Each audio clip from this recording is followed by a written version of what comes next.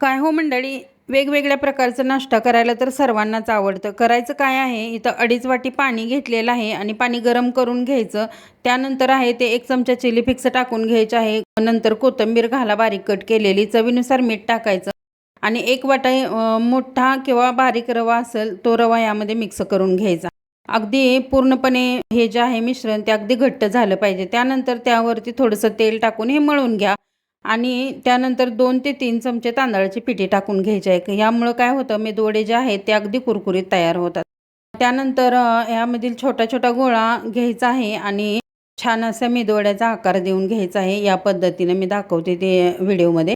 त्यानंतर कढईमध्ये तेल गरम करून घ्यायचं आहे आणि मिडियम आचेवरती तेल गरम करायचं, जास्त कडक करू नका, नाहीतर मेदवडे आहेत ते आतून तसेच राहतात आणि वरतून फक्त भाजले जातात. तर पलटी करून व्यवस्थित असे हे फ्राय करून घ्यायचे आहेत. हे मेदूवडे तुम्ही खोबऱ्याची चटणी असू द्या, अगर सांबार असू द्या, कशावरही एन्जॉय करू शकता. धन्यवाद.